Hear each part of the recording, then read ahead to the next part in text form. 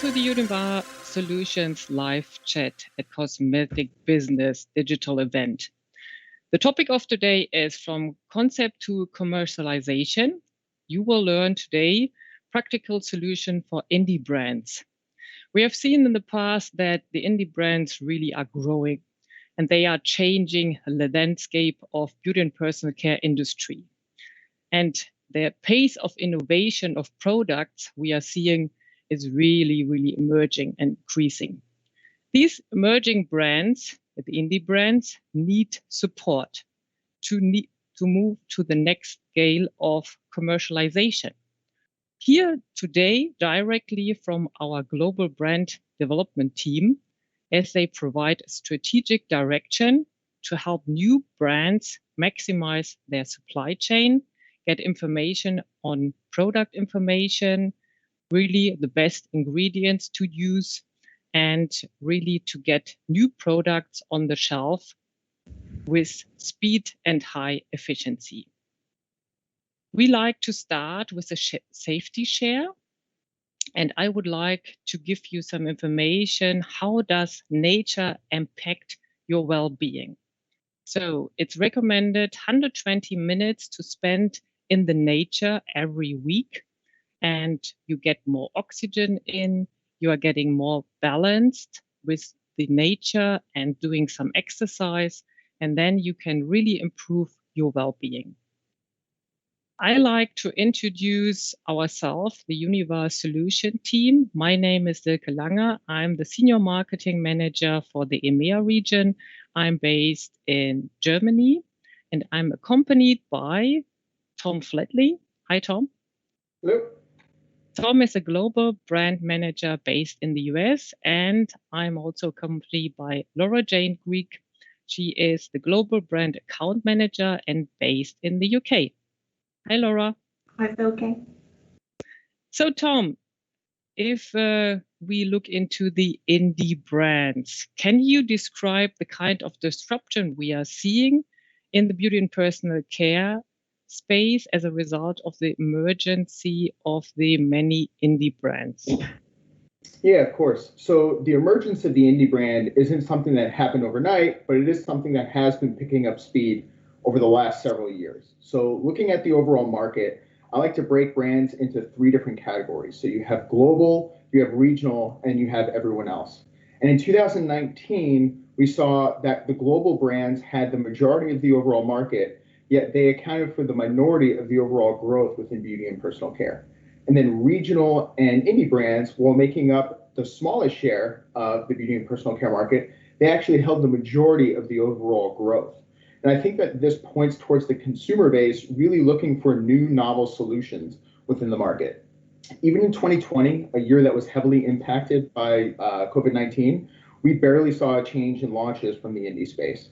And I think that this push for growth is really coming from the relentless hunger of the consumer, always looking for something better than what they currently have.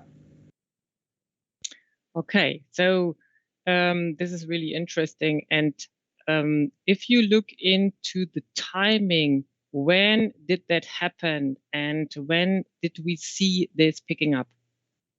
Yeah, so this has been something that's been going on for some time. However, it really has picked up in the last 5 years or so. The celebrity brands really did spur the most recent boom. I would say that the initial boom really occurred within color cosmetics, mostly due to the high level of customization that can be achieved in that category, anywhere from higher pigment loads to all-inclusive shade ranges. We've now seen that start to shift towards skincare, right now focusing primarily on sustainability, which I think is a really healthy transition for the category away from the greenwashing that we've been seeing over the last several years. I think a product can be 100% natural and be terrible for the environment, just like a product can be 100% synthetic and be extremely sustainable. I think what's most important, though, is having accurate information and sharing that with your customer base. In the last year or so, we have started to see hair care brands start to make their emergence within the indie space. However, I think skincare will continue to be the main focal point moving forward. Skincare has a higher ceiling for price points, which allows more niche ingredients and hyper-focused categories, whereas hair care tends to be more cost conscious, and makes sustainable profit very difficult. That's not to say that there aren't successful hair care brands out there within the indie space, or we're not going to continue to see launches within hair care. It's just that they have a much harder hill to climb to achieve that same level of success. Okay.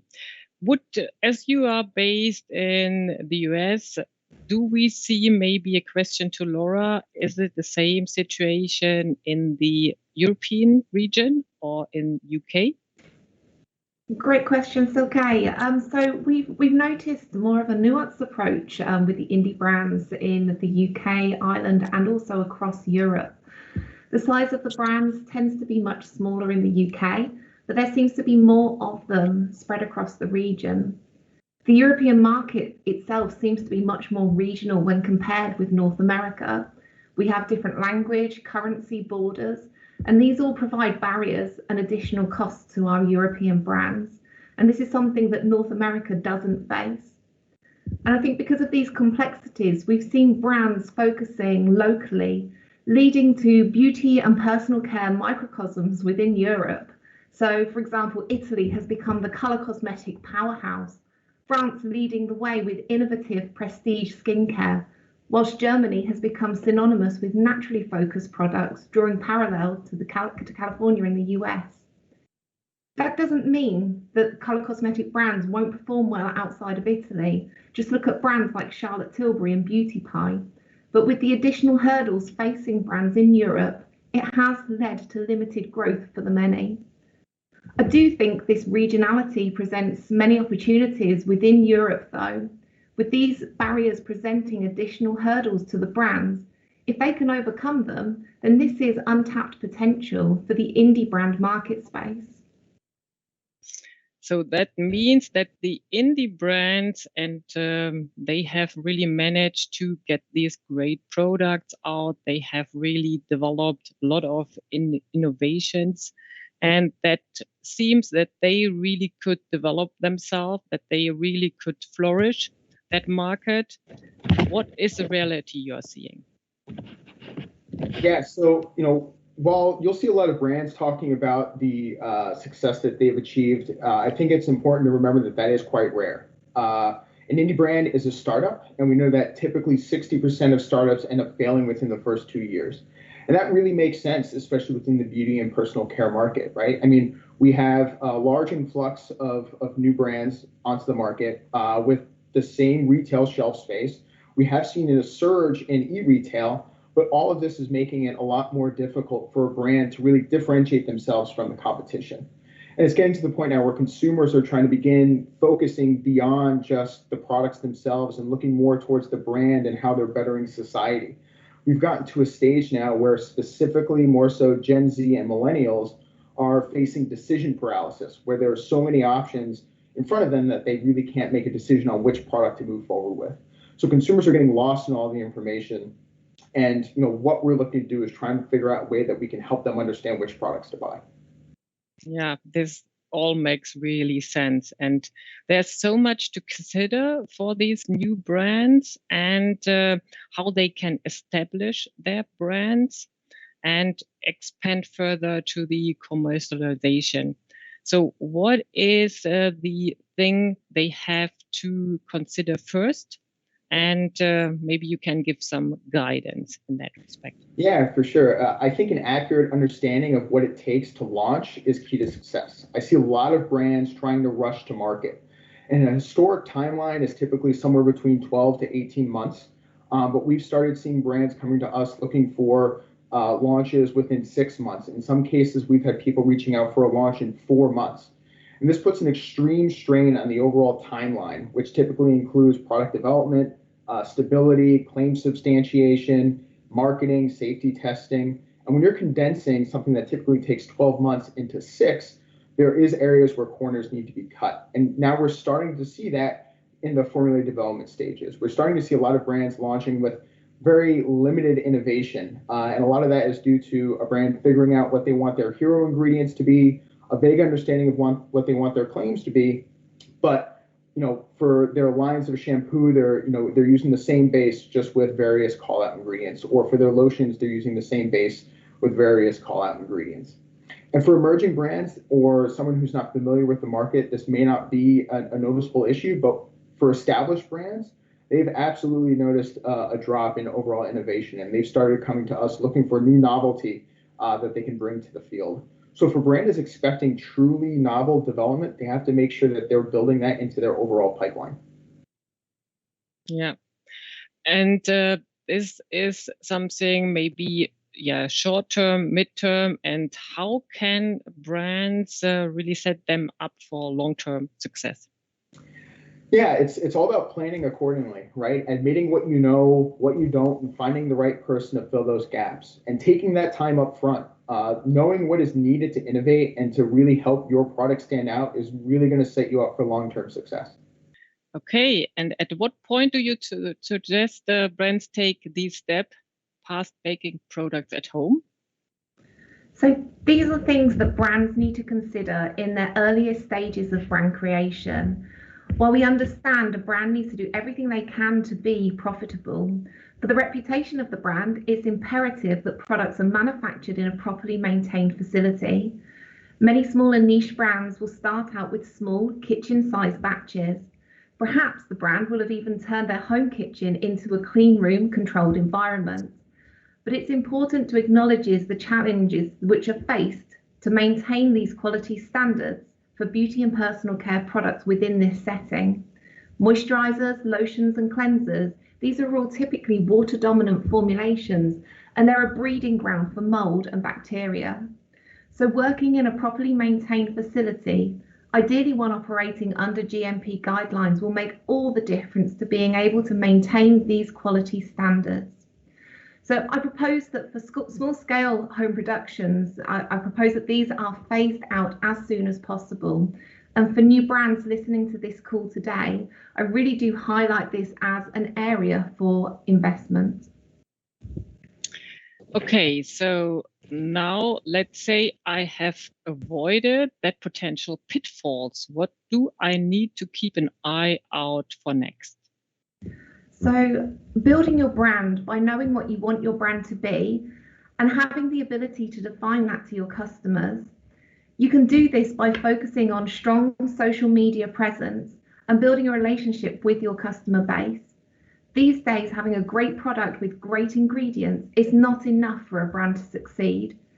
We've seen a huge push for transparency on ingredients in the personal care market, but this has also led to a lot of misinformation. When consumers are looking for information, they'll often turn to blogs or chat rooms for this. Typically, the information from this source is founded on hearsay, personal views, or just other people's opinions and not facts. Brands need to own this space and provide the accurate information so consumers know what they're buying and why. By offering up this level of transparency, nothing is left to the imagination. This transparency can be achieved with strong connection between product development and formulatory support.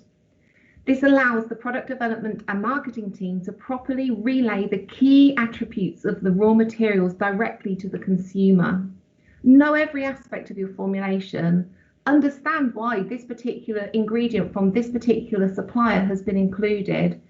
All of this information can be used to build a successful story to help promote the growth of your brand. Another area of focus should really be is looking for long-term success should be your contract manufacturer, making sure that they're the right fit for your brand. You know, when you're starting out, you're going to be looking for someone who has the lowest MOQ and is the most cost effective.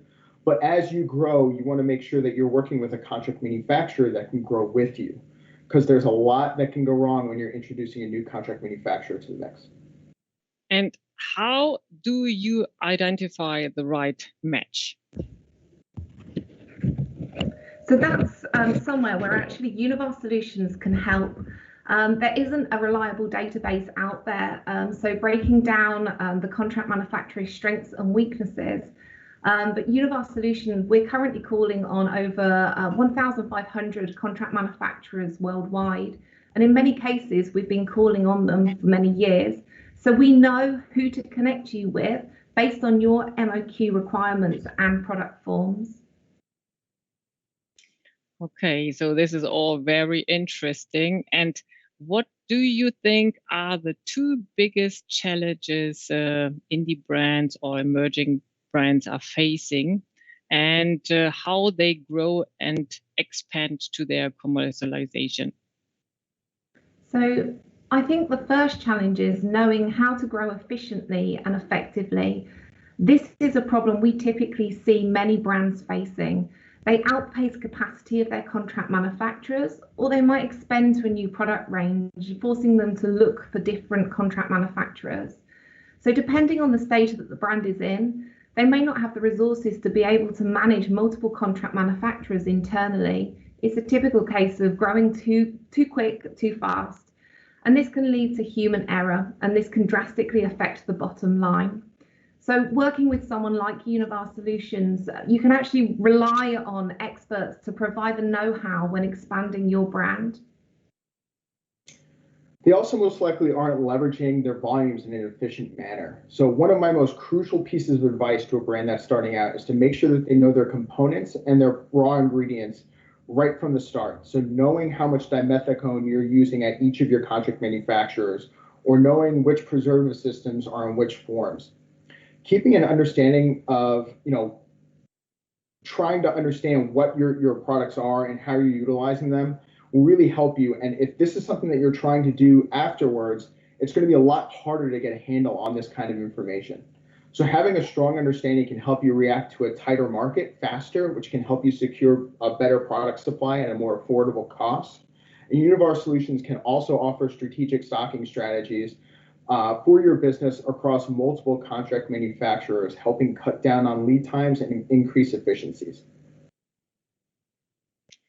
Yeah, that sounds like a lot, big barriers to overcome. But what can brands do, or who can they look to for support?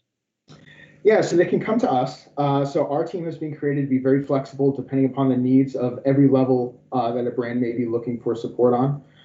We can provide formulary support from minor modifications all the way to full-scale project briefs. We're working with brands that are startups looking for seed money all the way to Fortune 500. So we have a strong understanding of the trends within the market. And you can tap into our knowledge if you're looking to expand your overall product line. We understand emerging brands have very limited resources, and we can be the crutch that you can lean on to help get you to that next level. And as your brand grows, our support for them can grow as well. So our team is nimble, but we do have the backing of one of the largest distribution companies in the world. So if mountains do need to be moved, we can do that. And we can work with the brand to help them understand and realize the goals that they're looking for, the struggles that are ahead of them, and how to overcome those. And we know that there are a lot of barriers. We know that there is a lot to consider. But we've worked with brands at every stage and at every point of their journey. We're here to provide support. We're here to help. And we're here to help you achieve your goals. So don't hesitate to reach out now or at any time at univarsolutions.com/brand development.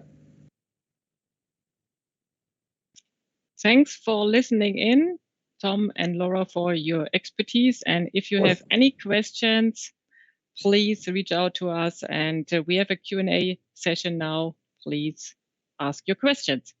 Thank you.